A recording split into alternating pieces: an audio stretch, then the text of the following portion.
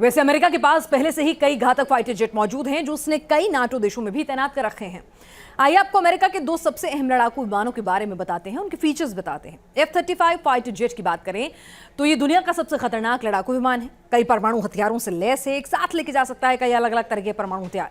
2200 kilometre तक दुश्मन को टारगेट करने की क्षमता रखता है। 2000 किलोमीटर प्रति घंटे की रफ्तार से ये उड़ान भरता है और साइलेंट तरीके से दुश्मन के घर में घुसकर अटैक करता है। फाइटर जेट के बाएं पंख पर बंदूक भी लगी है और बंदूक से 1 मिनट में 3000 राउंड फायरिंग होती है।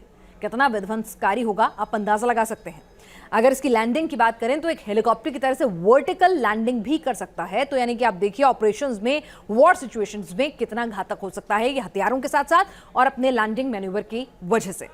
अब बात करते हैं F-22 रैप्टर की। 5वीं पीढ़ी का सबसे खतरनाक विमान है। विमान की स्पीड 2410 किलोमीटर प्रति घंटा है। फायर एंड फॉरगेट सिस्टम से लैस दिन रात हर मौसम में काम करने की क्षमता। M61A2 मल्टी बैरल गन लगी हुई है और एक बार में 20 mm की 480 गोली दाग सकता है। बेहतरीन रडार विमान की लोकेशन ट्रैक नहीं होने देता है। तो आप देखिए चकमा देने में भी विमान सक्षम है। तो आप देखिए कि अमेरिका के पास F-35 और रैप्टर की शक्ल में कितने बेहतरीन लड़ाकू विमान मौजूद हैं। आगे बढ़ते हैं। 100 दिन से जारी रूस और यूक्रेन की जंग के बीच दुनिया में युद्ध के कई और मोर्चे आकार लेते जा रहे हैं। हम बात करें एक तरफ जमीन खोर ड्रैगन की जो ताइवान और जापान से लेकर अमेरिका तक को आंखें दिखा रहा है, तो वहीं इजराइल और ईरान के बीच भी युद्ध किसी भी वक्त शुरू हो सकता है, क्योंकि दुनिया में बारूदी माहौल के बीच इजराइल और ईरान ने खतरनाक वॉर ड्रिल शुरू कर दी है, जिससे दुनिया पर अब विश्व युद्ध का खतरा मंडरा रहा है, क्योंकि ये कभी भी फ्लैश पॉइंट बन सकते हैं थर्ड वर्ल्ड वॉर के।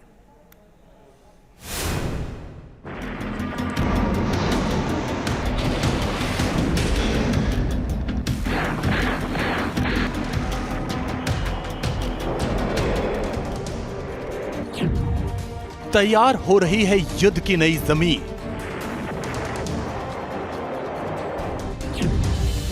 इजराइल और ईरान ने शुरू की वॉर ड्रिल।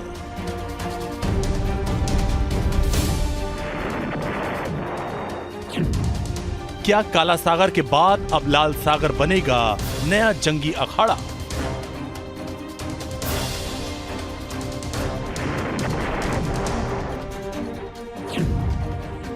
क्या इजराइल और ईरान के बीच फिक्स हो गया है जंग का दूसरा मोर्चा?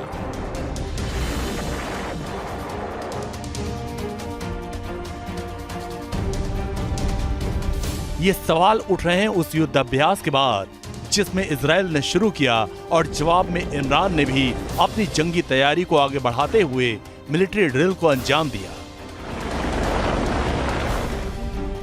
दरअसल इजराइल ने गुरुवार से चेरिस्ट ऑफ फायर यानी अग्निरथ के नाम से 1 महीने का वॉर ड्रिल शुरू किया, जिसे इजराइल के इतिहास का सबसे बड़ा युद्ध अभ्यास कहा जा रहा है। इसमें गुरुवार को इजरायली एयरफोर्स ने पहले डमी हवाई हमला किया और फिर लाल सागर में इजरायली नौसेना ने समंदर की लहरों पर बारूदी विस्फोट की तैयारी की। लाल सागर में इजरायली नौसेना ने घातक पनडुब्बियों के साथ कई घंटों तक युद्ध अभ्यास किया। अभ्यास के दौरान INS टुकमा डॉल्फिन श्रेणी की सबमरीन को लाल सागर में SAR 5 और 4.5 श्रेणी के कॉर्वेट के जरिए स्कॉट किया गया। लाल सागर में इजराइल के इस वॉर ड्रिल का मकसद नेवी के ऑपरेटिंग एरिया को बढ़ाना है और इसको लेकर इजराइल के नौसेना प्रमुख मेजर जनरल डेविड सालामे ने कहा, इजरायली नौसेना अपनी परिचालन क्षमताओं को मजबूत करने और ऑपरेटिंग एरिया को बढ़ाने का काम जारी रखेगी। इजरायल अपनी इस तैयारी को पिछले साल मई में पूरी कर लेना चाहता था, लेकिन उस वक्त गाजा पट्टी पर आतंकियों के साथ चल रही लड़ाई की वजह से ये मिशन अधूरा रह गया था। कहा जा रहा है कि इस वॉर ड्रिल के जरिए ईरान पर अटैक की अपनी तैयारियों को परख रहा है इजरायल।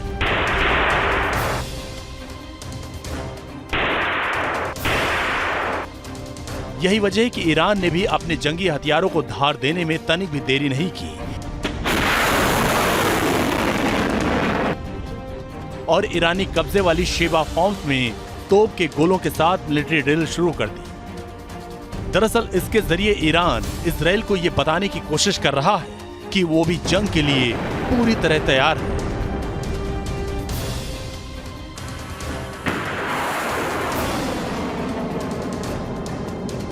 तो एक तो उनकी ऑपरेशन प्लानिंग पूरी तरह से कंप्लीट है, दूसरी वो मुझे लगता है वो हर महीने हर 2 महीने उसको चेक करते रहते हैं कि क्या उसमें तब्दीली करने की ज़रूरत है।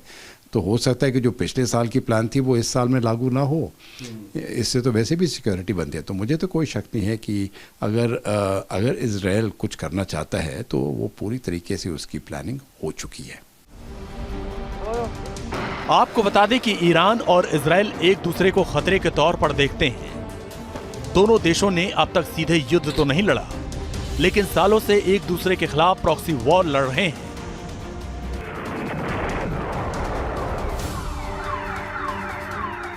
साल 1989 में ईरान की क्रांति ने कट्टरपंथियों को सत्ता में आने का मौका दिया।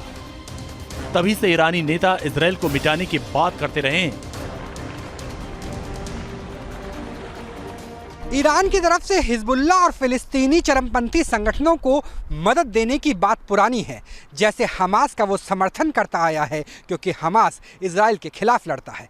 दरअसल ईरान और इजराइल के बीच की दुश्मनी भी पुरानी है, लेकिन बीते दिनों ये दुश्मनी अपने शबाब पे पहुंच गई। इसकी वजह है कासिम सुलेमानी की ड्रोन हमले में हत्या, जिसके पीछे ईरान इजराइल को वजह मानता है और कई बार ये कह चुका है कि कासिम सुलेमानी की मौत का बदला ईरान इजराइल से लेकर रहेगा।